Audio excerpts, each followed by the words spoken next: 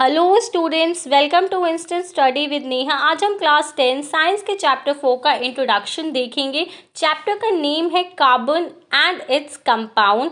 इस चैप्टर में हम कार्बन के बारे में पढ़ेंगे। तो लेट्स जस्ट स्टार्ट। कार्बन एक ऐसा एलिमेंट होता है जो कि हमारी अर्थ क्रस्ट में बहुत ही लेस अमाउंट में क्या होता है, प्रेजेंट होता है। और कार्बन जो है वो 0.02% क्या होता है, प्रेजेंट होता है। और जो कार्बन है वो कार्बोनेट एंड कोल के फॉर्म में हमें देखने को मिलता है। अब हम बॉन्डिंग इन कार्बन में पढ़ेंगे। कार्बन का एटॉमिक नंबर 6 होता है। अगर हम इसको KLM में डिस्ट्रीब्यूट करेंगे तो K में 2 इलेक्ट्रॉन्स जाएंगे एंड L में 4 इलेक्ट्रॉन्स जाएंगे। तो उसकी वैलेंसी कितनी बचेगी, 4। यानी कि जो कार्बन है उसके पास 4 वैलेंस इलेक्ट्रॉन्स क्या है, पाए जाते हैं। तो अब ये देखने वाली बात है कि जो कार्बन है या तो वो 4 इलेक्ट्रॉन को लूज करके कटायन बन जाए या 4 इलेक्ट्रॉन को गेन करके वो एक अनायन क्या है, बन जाए। तो हम देखते हैं अगर वो 4 इलेक्ट्रॉन लूज करता है तो इस कंडीशन में क्या होता है। तो सबसे पहले the removal of 4 electron from the outermost shell would require large amount of energy. यानी कि अगर कार्बन अपने आउटर मोस्ट शेल में से 4 इलेक्ट्रॉन को लूज कर देता है, जब वो 4 इलेक्ट्रॉन को लूज कर देगा तो उसके के शेल में कितने इलेक्ट्रॉन्स बचेंगे, 2 इलेक्ट्रॉन्स क्या है, बचेंगे। एंड जब उसने 4 इलेक्ट्रॉन लूज कर दिए तो एल में कितने इलेक्ट्रॉन्स बचेंगे, 0।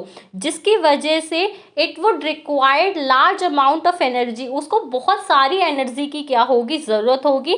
जिसकी वजह से कार्बन क्या है, अपने 4 इलेक्ट्रॉन्स को लूज नहीं करता। यानी कि so carbon can not form C4+ by losing its valence electron. ये केस आपको अच्छे से याद रखना है। सेकेंडली हम देखेंगे गेन 4 इलेक्ट्रॉन। या अगर कार्बन 4 इलेक्ट्रॉन्स को गेन कर ले लेकिन it is difficult for small atom of carbon, यानी कि कार्बन के लिए बहुत ज़्यादा डिफिकल्ट होता है कि वो अपने आउटर मोस्ट शेल में 4 इलेक्ट्रॉन्स को होल्ड कर ले, क्योंकि जो इलेक्ट्रॉन्स होते हैं उनके बीच में स्ट्रॉन्ग रिपल्शन, यानी कि वो एक दूसरे से बिल्कुल डिटैच होने की कोशिश करते हैं। जिसकी वजह से it is not possible for carbon to hold 4 more electrons, यानी कि वो 4 मोर इलेक्ट्रॉन्स को अपने आउटर मोस्ट शेल में क्या है, होल्ड नहीं कर सकता, क्योंकि कार्बन भी एक खुद छोटा सा एलिमेंट है। तो ना तो कार्बन 4 इलेक्ट्रॉन को गेन करता है, ना ही 4 इलेक्ट्रॉन को लूज करता है। वो क्या करता है, अपनी ऑक्टेट को कंप्लीट करने के लिए शेयरिंग ऑफ इलेक्ट्रॉन्स करता है। जैसे आपको स्क्रीन पर दिखाई दे रहा है कार्बन टेट्राक्लोराइड एंड मीथेन का एग्जाम्पल। वो अपने इलेक्ट्रॉन्स को शेयर करके कोवैलेंट बॉन्ड का फॉर्मेशन करता है। कोवैलेंट बॉन्ड होती क्या है, bond form by the mutual sharing of electrons. यानी कि जब इलेक्ट्रॉन्स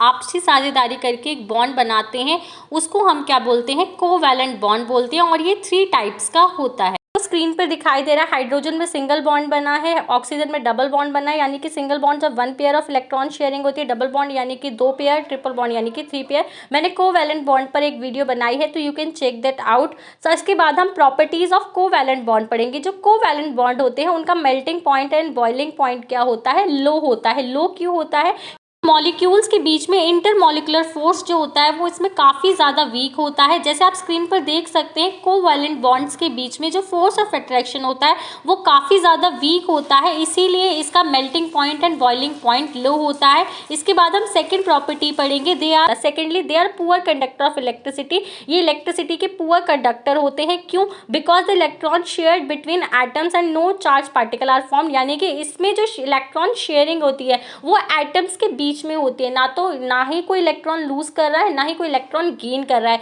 जिसकी वजह से ना तो कटायन और अनायन यानी कि आयंस आर नॉट फॉर्म। जब आयंस फॉर्म होते हैं तभी इलेक्ट्रिसिटी इसके वो क्या कर सकते हैं, कंडक्ट कर सकते हैं। तो ये चीज़ भी आपको अच्छे से क्या रखनी है, याद रखनी है। इसके बाद हम देखते हैं इनसॉल्युबल इन वाटर, यानी कि जो भी हमारे कोवैलेंट बॉन्ड होते हैं वो पानी में क्या है, घुलनशील नहीं होते, यानी कि वो पानी के अंदर डिसॉल्व नहीं होते, but it is soluble in organic solvent. यानी कि अगर आपको कोई भी ऑर्गेनिक नेचुरल सॉल्वेंट आपको गिवन है तो वो उसके अंदर सॉल्युबल होते हैं। So that's all for today. If you have any doubt let me know in the comment section. For more such videos please subscribe my channel.